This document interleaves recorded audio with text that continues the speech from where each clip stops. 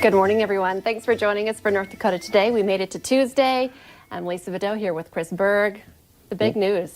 I'm going to get my hair did. I was just going to say, should I call hair success right now for you, Vidot, and just be like, I know. I was going to say, I'm not lying. I was calling, and they don't answer the phones until 9. But should we do it? It's 9. It's 9 and 30 seconds. I was like trying to get because they do online bookings too. I'm like, man, I'm probably too late. Jordan Schreier, my Valley Today colleague, he's had an appointment for 2 weeks, hoping that May 1st would stick. They were taking appointments for May 1st. Wow, way to plan ahead. Yeah, and the nail salon that I go to put out on Facebook, we're taking appointments. So I'm also interested. I know Hair Success, they have the individual booths. So I feel like the social distancing is kind of already in place in a lot of, except for maybe when you're getting your hair washed in different places. If you want to put a mask on or something like that, you'll be good. And yeah. Do you want to just do a one-shot on Vidot real quick while I make my hair appointment? Oh. No, don't get too close on this hair because it's been a while. I'll book one for you too. I'm excited. So yeah, yesterday Governor Doug Burgum, I had the feeling he was, a lot of things are going to be different guidelines and restrictions will be in place, and we're still waiting for some of the exact things he's going to be making businesses do before they can open May 1st, but.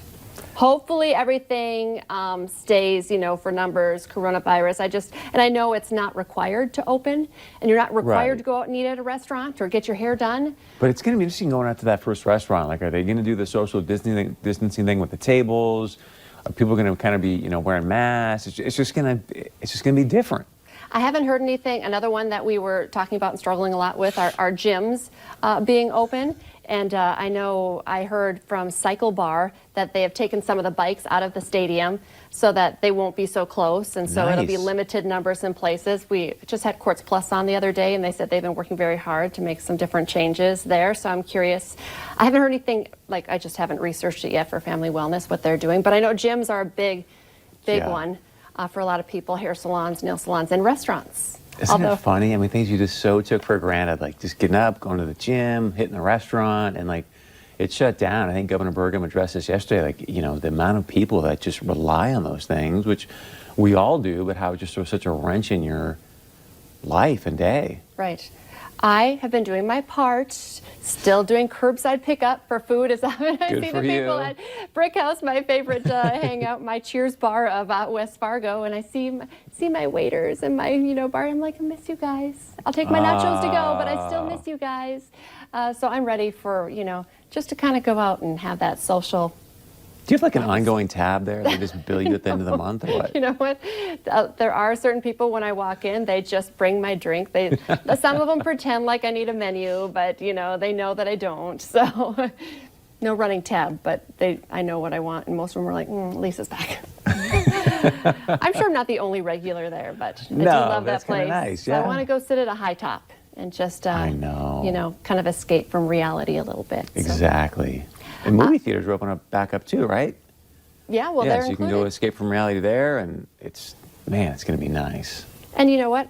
It'll be nice to have a little elbow room anyway. Right, exactly. I'm okay with not having someone sitting right next to me at the movie theater anyway. So, I was talking about restaurants, though. I just heard about this morning. I think we talked about something similar up in Grand Forks, the hospitality industry kind of doing something to help out our healthcare workers. Well, a new program in the Metro is helping healthcare workers here in the FM area anyway. There's several local restaurants that are giving discounts to our healthcare workers. The FMWF, the Fargo-Moorhead West Fargo Convention and Visitors Bureau, Chamber of Commerce and Downtown Community Partnership are all working together. It's like a flat $15 discount, I think. So that's great. Yeah. So I think it sounds like it's quite a few different restaurants. We have a link up at valleynewslive.com. Just, head there and look for this story. So that's kind of a thank you. I think this is happening maybe through the rest for May. You have to look for the exact details. So that's kind of a great thank you as well. None of us after working, and these guys, the stress for healthcare workers, they don't want to, work all day and then go make a whole meal, So, maybe pick up something, and I love it. Thank you for those restaurants that are doing that. Yeah, I agree. And I'm very excited about this. You'll have to be sure to tune in tomorrow for North Dakota Today. You've been joining us every day because you're home with us. One of our colleagues, a reporter here at Valley News Live, has decided to put it out there that she had coronavirus. She had COVID-19, and so we're going to visit with her through Skype tomorrow. She is back to work today. Her name is Callie Hubbard. She's Nice. just one of the sweetest gals. When she first started here, I just had a connection with her. Not only do I admire her work, but I just love her as a person. She's one of those people you're around and you can just feel that she's sincere. Very genuine. And real. So she is back to work. It was kind of, a lot of people, I feel like there's a stigma. They don't want to kind of talk about it and put it out there, but reporters, we're, hosts of a talk show as well. Essential workers, we continue to go on the air, and Callie continued to do her job. The reporters have not been in the building for a while, more than a month, so they were some of the first of our colleagues that were working from home and still going out and doing stories and trying to be very careful. But she has a really interesting story. It's going to be fascinating to visit with her. Her symptoms are a little bit different than what you would have suspected, because I feel like every time somebody, like, you cough to clear your throat, the cough wasn't exactly what, was hardest on her. So she's going to talk a little bit about that. Of course, she's, young. You can't ask a woman how old she is, but she's, young and healthy, and so be sure to join us tomorrow. We're going to hear Callie's story and her advice to everyone at home.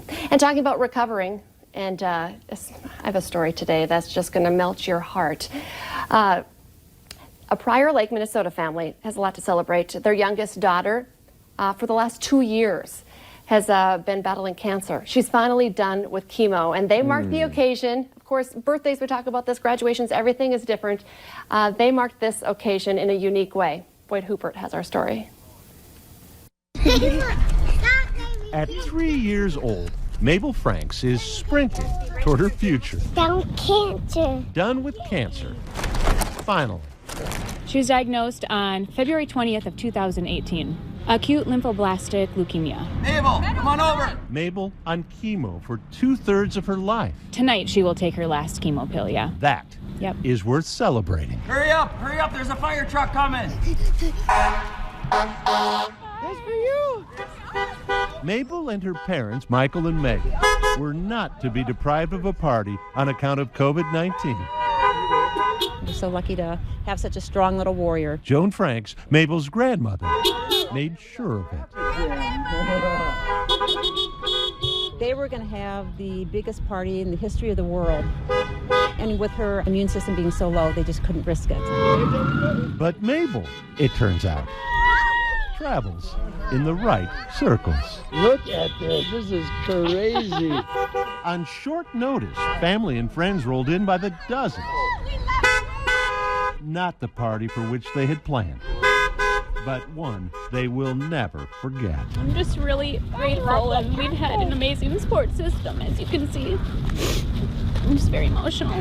Okay, do you take it? A bit like that final chemo pill tonight. Yay! Are you all done? Cancer in Mabel's rearview mirror. It's huge for us. A happy story. When I watched it this morning, I couldn't stop crying. It's just a little girl, so sweet. 2/3 of her life, but hopefully it remains in the rearview mirror for little Mabel. I love how people are coming together and celebrating these milestones, differently than we would have before. That was incredible.